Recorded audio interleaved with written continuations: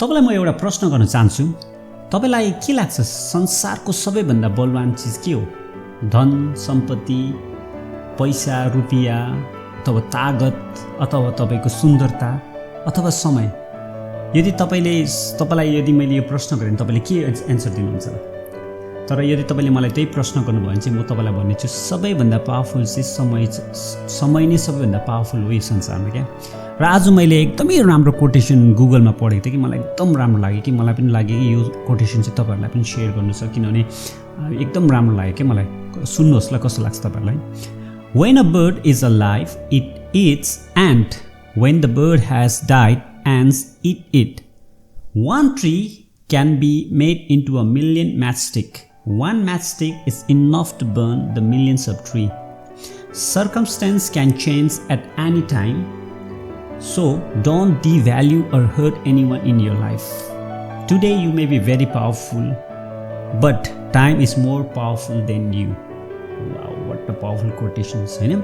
किनभने जस्तै अब नेपालीमा यसलाई साधारण अनुवाद गर्नुपर्दा चाहिँ के भन्दाखेरि जब चाहिँ चरा चाहिँ जिउँदो हुन्छ त्यसलाई चाहिँ त्यसले कमिलाहरूलाई खान्छ अरे के। तर जब चरा मर्छ आफै फेरि त्यो चरालाई चाहिँ केले खान्छ अरे भन्दाखेरि कमिलाहरूले चराहरूलाई खान्छ अरे के। जस्तै एउटा ट्रीबाट हामीले मिलियन्स अफ म्याच स्टिक बनाउन सक्छ अरे के, तर पुरा जङ्गललाई जलाउनुको लागि चाहिँ एउटा म्याच स्टिक नै काफी हुन्छ अरे के। त्यही कारणले गर्दाखेरि मान्छेको परिस्थिति भनेको कुरा कहिले पनि बदलिन सक्छ क्या। आज तपाईँ पावरफुल हुनसक्छ, तपाईँ भोलिको दिनमा पावरलेस पनि हुनसक्छ क्या। त्यसै कारणले गर्दाखेरि कसैलाई पनि डिभ्याल्यु नगर्नु अरे कि, कसैलाई पनि आफूभन्दा कम्ती नसोच्नु अरे, कसैलाई पनि आफूभन्दा सानो नसोच्नु अरे कि। सबैलाई आफूलाई बराबर भनिन्छ नि, no one is above no one is below भन्ने खालको एउटा जुन सोच चाहिँ हामीले राखेर हिँड्नुपर्छ अरे कि। किनभनेदेखि हुनसक्छ तपाईँ आज एकदमै पावरफुल हुनसक्छ, तर भोलिको दिनमा तपाईँ one of the weakest person in the world पनि हुनसक्छ होइन। त्यसको लागि हामीले त्यो देखिरहेको छौँ, वरिपरि हामीले धेरैवटा इक्जाम्पलहरू पनि देखिरहेको छौँ होइन।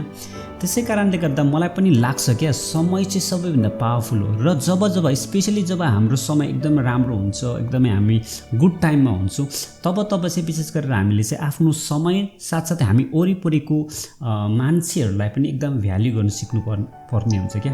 किनभनेदेखि तपाईँलाई थाहा छ त होइन, दिनपछि रात आउँछ, रातपछि दिन, हरेक सिक्काको दुईवटा के हुन्छ साइडेड हुन्छ नि त होइन। यदि तपाईँकोलाई आज सुख छ भने डजन्ट मिन द्याट तपाईँको सुख जिन्दगीभर रहेर जानेछ, भोलिको दिनमा अवश्य तपाईँलाई दुःख हुनेछ नि त।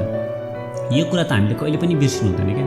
त्यही कारणले गर्दा जब तपाईँको दिन राम्रो छ, तपाईँ जब सुखी हुनुहुन्छ, जब तपाईँमा सबै कुरा छ, त्यो टाइममा चाहिँ तपाईँले सबैलाई भ्याल्यु गर्नुभयो र इनकेस भोलिको दिनमा तपाईँलाई केही नराम्रो भयो भने मान्छेले के भन्छ भन्दाखेरि त्यो मान्छे त राम्रो थियो तर त्यो मान्छेको टाइम चाहिँ अलिक राम्रो भएन भनेर तपाईँको बारेमा कुरा गर्नेछ क्या।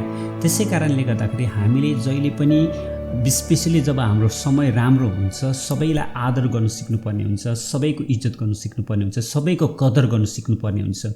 यदि आज हामीले सबैको कदर गरेका छौँ भने जब हाम्रो भोलिको दिनमा जब हाम्रो समय नराम्रो हुनेछ, कोही न कोही तपाईँलाई जब सहयोग गर्न आउनुहुन्छ क्या। किनभनेदेखि संसार त के चाहिँ गोलो छ नि त, तपाईँले जस्तो तपाईँले आचरण गर्नुहुन्छ मानिसहरूलाई, भोलिको दिनमा कसै न कसैले तपाईँलाई त्यो आचरण गर्नुहुन्छ क्या।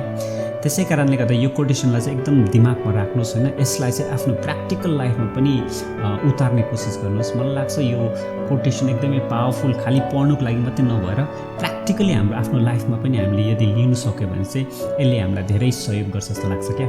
र आजको लागि यति नै। तपाईँलाई कस्तो लाग्यो? Thank you, have a good day.